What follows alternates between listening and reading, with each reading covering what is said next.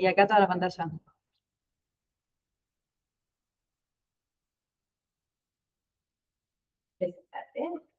Quiero ver si pasa así. Bueno, yo soy Milena Isabel Casal, residente del primer año de la residencia de pediatría de la nueva clínica del niño. Y hoy vamos a hablar de trombocitopenia inmune en pediatría. Mis objetivos con este Ateneo son principalmente revisar los criterios diagnósticos actuales de la PTI, analizar el abordaje inicial, discutir las indicaciones de tratamiento y presentar un caso clínico de PTI aguda. Obviamente no va a ser una revisión muy a fondo porque hay ciertas limitaciones en lo que es esta patología, pero a mí lo que me interesa más es qué tenemos que tener en cuenta a la hora de que llegue una PTI por guardia o en cualquier momento que nos crucemos una para hacer el diagnóstico y cómo tratarlos. Primero me pareció importante recalcar que hay una actualización en lo que es la terminología. Tradicionalmente se lo conocía como púrpura trombocitopénica idiopática y actualmente ya desde aproximadamente el 2009 hubo muchas reuniones de expertos y hicieron ya actualizaciones sugiriendo un reemplazo del término por trombocitopenia inmune. Mantienen las siglas de PTI porque es algo que se viene llevando hace muchos años y es muy conocido a nivel mundial, digamos, pero cambia el significado. Y esto fue así principalmente porque se demostró que muchos pacientes con PTI no presentaban púrpuras, algunos solamente tenían petequias, que lo que cambia es en cuanto a la clasificación. Sabemos que las petequias son lesiones de hidropresión neática que son menores de 4 milímetros y las púrpuras son más grandes y pueden tener otro tipo de lesiones también, o algunos directamente se presentan solamente con una trombocitopenia aislada por laboratorio sin manifestaciones cutáneas ni otro tipo de sangrados. Y además, el concepto de idiopático, si bien hoy en día no se conoce muy a fondo todavía la fisiopatogenia de la PTI, ya hay ciertas cuestiones de la fisiopatogenia que se van conociendo y que eso también dio lugar al desarrollo de nuevas formas de tratamiento. Abajo en las diapos voy dejando alguna bibliografía, si no después al final dejo todas las que usé porque por ahí mezclo cosas de distintos papers en una diapo. Bueno, a modo de repaso de lo que es el ciclo de vida normal de las plaquetas, como para introducción, sabemos que las plaquetas se van a desarrollar en la médula ósea a partir de células madres hematopoyéticas, que gracias al estímulo de la trombopoyetina, que es una hormona que se sintetiza principalmente en el hígado y en menor parte en riñón, eso va a inducir la proliferación de estos megacariocitos, de estas células madre hematopoyéticas a megacariocitos, y esos megacariocitos se fragmentan, liberan porciones de sus citoplasmas a sangre, que son las plaquetas. Las plaquetas van a ir circulando por sangre, tienen función principalmente en lo que es hemostasia y tienen un ciclo de vida que va de 7 a 10 días aproximadamente. Cuando ya están llegando al final de su ciclo de vida, van a ser captadas por el vaso principalmente para ser degradadas. Lo que pasa cuando tenemos una PTI, como les repito, no se sabe bien exactamente cuál es el mecanismo de la fisiopatogenia, pero hay distintas teorías y versiones que se fueron notificando para tener en cuenta. La principal es un aumento de la destrucción de las plaquetas que está llevada a cabo por la producción de autoanticuerpos. Esos autoanticuerpos se pueden generar a veces por el antecedente de una infección vírica que hace un mimetismo antigénico y se terminan marcando las plaquetas, que hace que se destruyan en mayor cantidad por el vaso. Después también, bueno, hay distintos mecanismos que figuran también. Hay otros que dicen que hay una menor síntesis de la tropopoyetina, por lo que sintetizan menos plaquetas también. Que bueno, eso después en la hora del tratamiento vamos a ir viéndolo más también. Bueno, de la trombocitopenia inmune tenemos que es la causa más frecuente de trombocitopenia, que es el recuento de menos de 100.000 plaquetas, de presentación aguda en los niños que son previamente sanos. En general, en pediatría es benigna. Menos del 1% de los pacientes suelen tener o presentar una hemorragia intracraneal, que es la complicación por ahí más temida. Eso me parece importante recalcar que es distinto todo lo que es PTI en un niño que en un adulto. En los niños es así, generalmente más aguda, benigna, sin tanto riesgo de hemorragia intracraneal. En los adultos eso cambia. Tiene una resolución espontánea en un alto porcentaje de los niños que presentan PTI, un 70-80% dentro de los 6 meses, aproximadamente, algunos pueden tardar hasta el año, y en la infancia afecta a ambos sexos por igual. En cuanto a la clínica, la presentación clásica es la aparición de petequias generalizadas púrpuras, la aparición brusca, en niños que generalmente la edad de aparición es entre 1 y 4 años. Obviamente puede aparecer edades más tempranas y, entonces, sí. y también en edades más avanzadas. En niños que son, como había dicho antes, previamente sanos, y algunos también pueden presentar hemorragias mucosas, gingivales. Si alguien está conectado, la grabación se corta, ¿eh? Además tiene que conectarse. Además tiene que conectarse. ¿Sí? Esta queda grabada ya. Yo me conecto. Ok.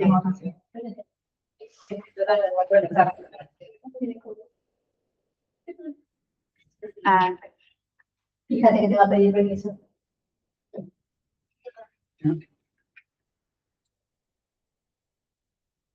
Pues grabando hasta ahora, se cortó porque éramos 10 minutos. Ok, Exacto. bien. Estamos grabando. Bueno, Sí. volvemos. Ah, ahí está. Bueno, entonces, como les decía, la presentación clásica es esta, la aparición de petequias generalizadas, púrpuras, que aparecen de manera brusca en niños entre 1 y 4 años, que son previamente sanos, a veces pueden presentar sangrados de mucosas también. A menudo es frecuente el antecedente de una infección viral que puede haber ocurrido semanas previa a la aparición de estas petequias. Por lo general, los padres dicen que el día previo de la aparición de las lesiones, los chicos estaban totalmente sanos y un día para el otro aparecieron las lesiones que les llaman la atención. Y es muy importante que el resto del examen físico debe ser normal. A ver, hay algunas veces que puede haber hallazgos anormales, como por ejemplo que aparezcan de una forma más insidiosa las lesiones, que tengamos hepato o esplenomegalia, que aparezcan a edades más avanzadas, que además de la trombocitopenia aparezcan algunas otras alteraciones en el laboratorio. Entonces, en todas esas cuestiones es importante descartar otros diagnósticos o que esta no sea la presentación secundaria de alguna otra patología. En cuanto a las formas de evolución, es frecuente que por ahí los padres tengan la duda de cuánto tiempo va a estar así mi hijo, cuándo se va a curar, cómo va a ser su futuro, digamos. La realidad es que hoy en día no se sabe bien con certeza, no podemos decir desde entrada cómo va a evolucionar esos niños, pero sí hay distintos factores que tienen valor predictivo. Por ejemplo, siempre que la presentación en los niños sea lo más parecido a lo habitual que era que les había dicho, hay más probabilidad de que resuelvan de manera aguda y no pasa a ser una enfermedad crónica. A veces hasta resuelven sin el tratamiento farmacológico. Las distintas formas de evolución, entonces, tenemos que puede ser una PTI de reciente diagnóstico o aguda, que es aquella que alcanza la remisión, que esto se va controlando, pidiendo controles para ver el recuento de plaquetas, y se normaliza antes de los 3 meses. Después está la PTI persistente, que es la que logra normalizarse entre los 3 y 12 meses, y la PTI crónica es en la cual persisten los recuentos de plaquetas menores a 100.000 por más de 12 meses o un año de evolución. Bueno, en cuanto al diagnóstico, tradicionalmente se decía que para considerar a una PTI como primaria, debería presentar 4 criterios, que eran la trombocitopenia, el recuento plaquetario menor de 100.000, una ausencia de enfermedad infecciosa que esté concomitante en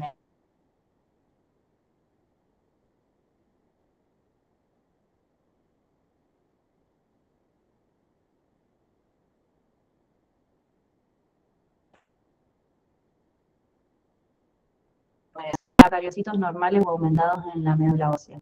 Hoy en día eso queda medio desactualizado porque ya no es una indicación de primera línea la función de médula ósea. Está recomendada en casos especiales cuando, por ejemplo, hay alguna anormalidad en lo que es el examen físico o en el laboratorio, por ejemplo, que haya otras sindropeñas incluidas, que ahí, bueno, va a ir quedando obviamente a criterio del médico que lo va tratando y en conjunto con hematología a ver qué se va a hacer.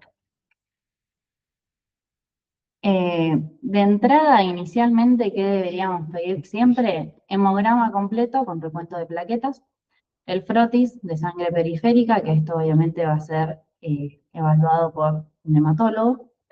Se pueden pedir también serologías porque hay una alta asociación entre la presencia de infecciones, sobre todo por Epstein-Barr o VIH, en relación con la PTI. Si es más por Epstein-Barr, suele ser una presentación más aguda, y en cambio en VIH suele darse de una manera más insidiosa. Y bueno, como les decía, la punción de médula ósea está más indicada cuando hay hallazgos atípicos, citopenias o sospechas de enfermedades hematológicas. Diagnósticos diferenciales, justamente leucemia aguda y aplasia, que sea secundaria a una enfermedad de base como lupus. Principalmente es importante descartarlos a las enfermedades que sean así como autoinmunitarias como el lupus en los chicos cuando aparece la PTI en la adolescencia, en edades más avanzadas. En ese caso, en los estudios iniciales se puede pedir los anticuerpos. También tenemos otros síndromes más raros como el síndrome de Evans, que incluye además de una PTI, una anemia hemolítica, que en el laboratorio se puede expresar como una anemia que no se puede explicar al momento del examen. Pero en los niños que tienen aspecto sano, que tienen una trombocitopenia moderada o intensa, los otros parámetros están todos normales y el resto del examen físico es normal, los diagnósticos diferenciales se ven un poco más acotados y se podría pensar en, por ejemplo, que estemos ante un caso de una trombocitopenia por exposición a algunos medicamentos como, por ejemplo, el TMS, la vancomicina, a veces que pueden producir estas lesiones. Bueno, en cuanto al tratamiento, usé como guía para describir lo que dice la ASH, que es la Asociación Americana de Hematología.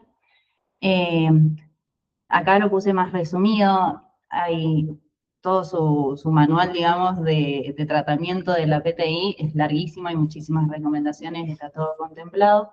Yo acá dejé principalmente algunas que me parecieron las más relevantes, principalmente en aquellos niños que tienen una PTI de reciente diagnóstico y un recuento de plaquetas mayor de 20.000 y no tienen un sangrado o tienen leves manifestaciones cutáneas. En estos casos, la ASH sugiere no hospitalizarlos y optar por el manejo ambulatorio. Cuando los niños con PTI de reciente diagnóstico tienen menos de 20.000 plaquetas y presentan sangrado leve o nulo, sugiere no hospitalizarlos y optar por manejo ambulatorio. Aclaran entre estas recomendaciones que si el manejo es ambulatorio, igualmente es importante que los niños sean observados y controlados por un hematólogo. Así que bueno, sería buena práctica no dejarlo como decir, bueno, va a resolver porque no sabemos. Algo que me faltó decir es que la presentación y la forma de respuesta a la PTI es muy heterogénea, así que nunca vamos a saber cómo puede reaccionar alguien a esta PTI. Cuando hay una PTI de diagnóstico reciente que presenta un sangrado de mucosa que no pone en peligro la vida y o una disminución de la calidad de vida que está relacionada con la salud, sugiere utilizar tratamiento con corticoides como prednisona en dosis de 2,4 miligramos kilo día, en ciclos cortos, que no sean de más de 7 días. Y en cuanto a el uso de corticoides versus inmunoglobulinas, que serían otro de los tratamientos de primera línea, sugiere más el uso de corticoides.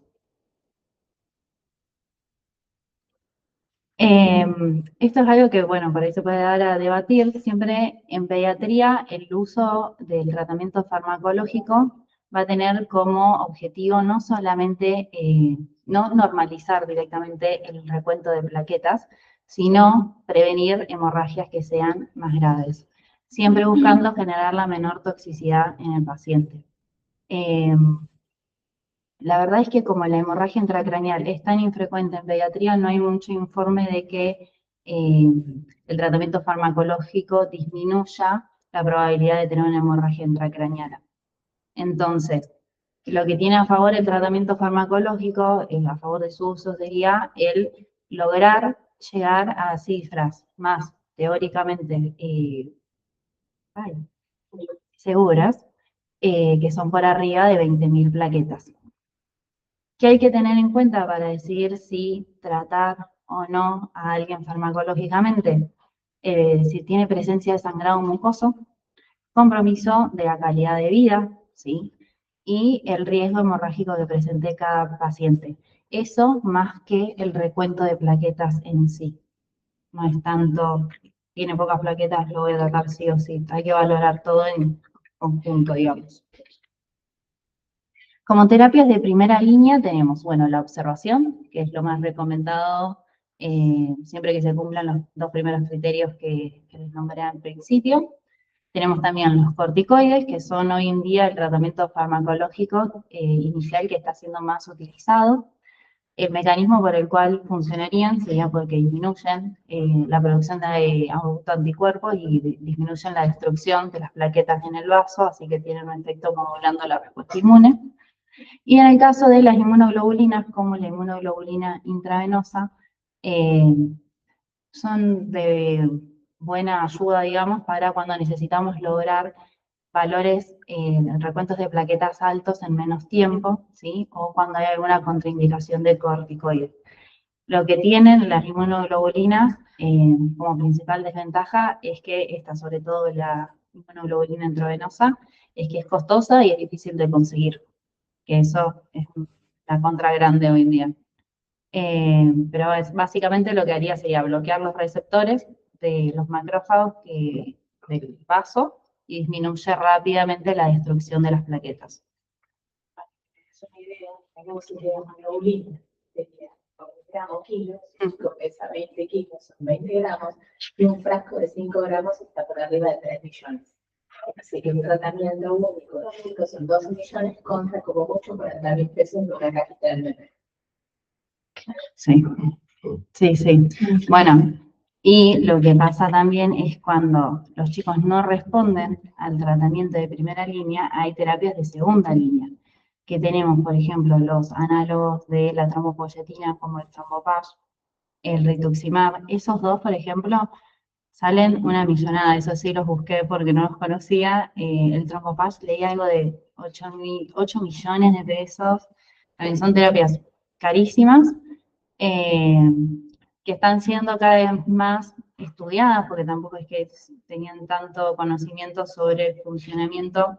En el caso de los análogos de la trombopoyetina, la idea sería que esté más disponible la trombopoyetina para estimular más la producción de las plaquetas ante esta destrucción. Pero bueno, son terapias muy caras, las manejan más los hematólogos, a veces se puede hacer combinación de terapias también entre terapias de primera línea, de segunda línea. También está incluida la esplenectomía, o sea, extirpar el vaso. Y se considera que es una PTI refractaria cuando los niños no responden al tratamiento, incluso habiendo utilizado al menos 2 fármacos de segunda línea. Es muy importante tener en cuenta que todo lo que es tratamiento farmacológico obviamente tiene sus efectos adversos. Es importante conocerlos para saber que pueden aparecer cuando los estamos utilizando y también para comentárselo a las familias. En el caso de los corticoides, bueno, tienen millones de efectos adversos. Ahí dejé nombrado algunos como osteoporosis, síndrome de Cushing, hipertensión, hiperglucemia, cataratas y leucocitosis con neutrofilia, entre otros. En el caso de la inmunoglobulina intravenosa, además de reacciones alérgicas, shock y transmisión de agentes infecciosos, un cuadro que es que está muy nombrado como efecto adverso que hay que tener en cuenta es la aparición de una meningitis aséptica, quizás con un dolor, una cefalea muy intensa, vómitos, un chorro también, pero a la evaluación del líquido cefalorraquídeo no podemos cultivar nada. La inmunoglobulina anti-D, antes estaba más en uso, ahora ya se dejó, tengo entendido, de usar mucho, está más restringida a personas que sean RH positivas, pero bueno, pasa lo mismo que con la otra inmunoglobulina, tiene muchas reacciones alérgicas, puede generar hemólisis, transmitir agentes infecciosos. En el caso del trombopash, puede producir trastornos gastrointestinales, elevación de transaminasas, tromboembolismo, cataratas, nefrotoxicidad.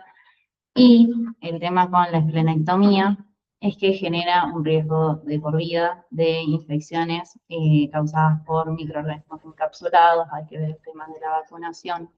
Y bueno, aumenta el riesgo de trombosis y la posibilidad de desarrollar hipertensión pulmonar cuando sean adultos. Bueno, ahí voy a empezar con el caso clínico. No sé si hasta acá tienen, no sé, alguna duda de algo que quieran decir.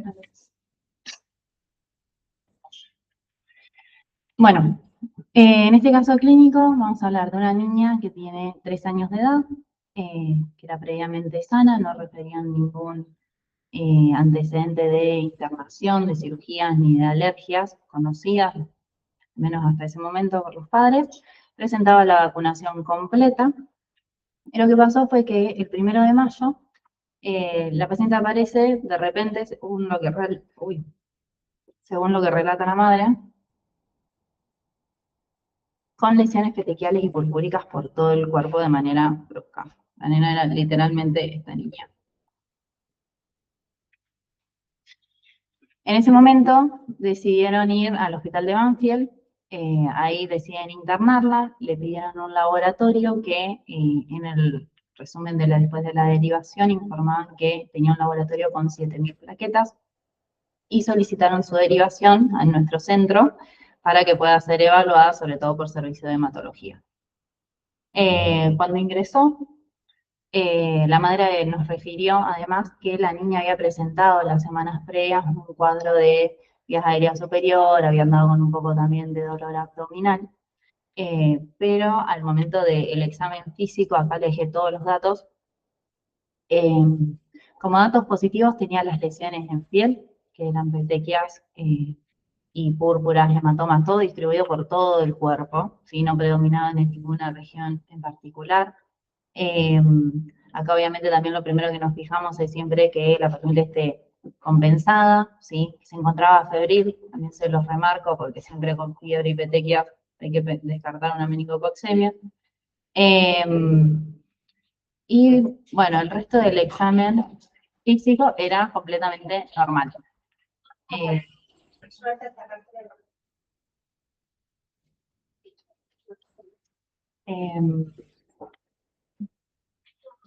Bueno, principalmente a destacar el examen cardiovascular, era completamente normal, los pulmones estaban bien, el relleno estaba bien, en el examen respiratorio no tenía particulares, en el examen abdominal no tenía ninguna esplenomegalia ni hepatomegalia, el examen neurológico también normal, no tenía ningún signo de meningismo, nada, entonces lo único patológico era la presencia de estas lesiones. Acá, la principal sospecha diagnóstica, entonces, era ya una trombocitopenia inmune actualizada.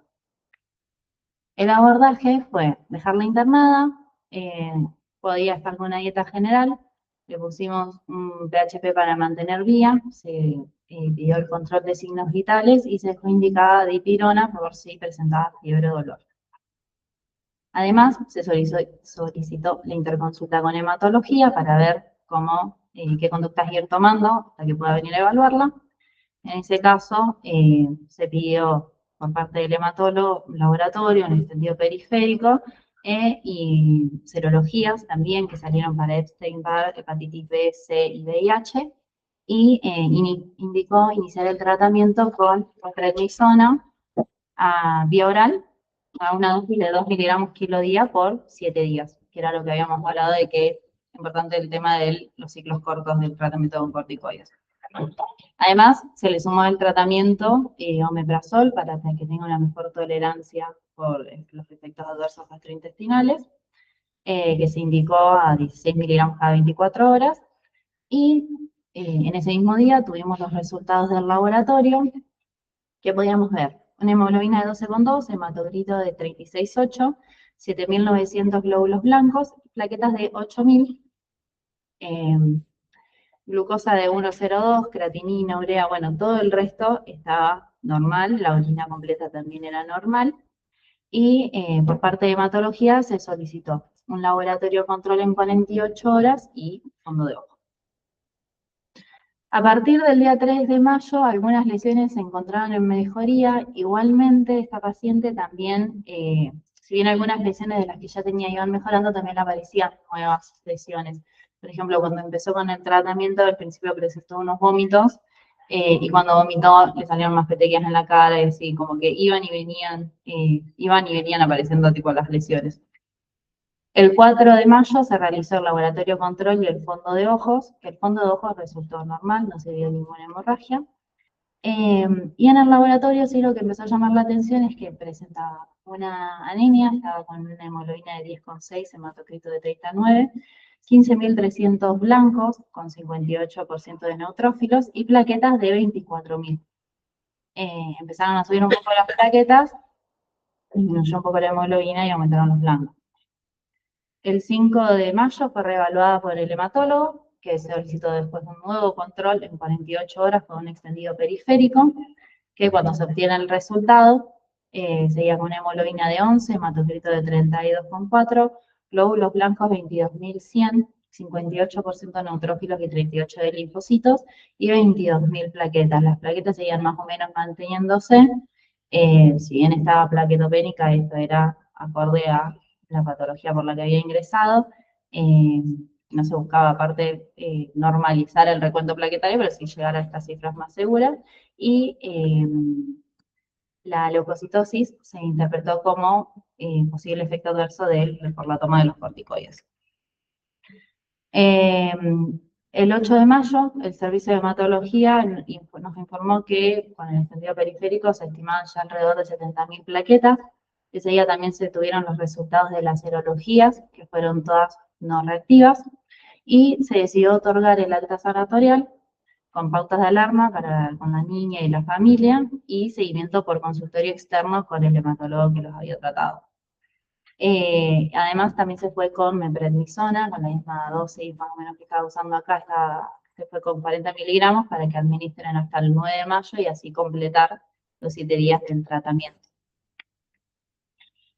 Después fui a hablar con el hematólogo que la trató para consultarle si había seguido yendo a controles. Justo pasó que fue a un control, en ese control se le pidió este otro extendido periférico donde se veía que tenía una hemoglobina de 12,6, 37,7 de hematocrito, 22.900 glóbulos blancos y 84.000 plaquetas.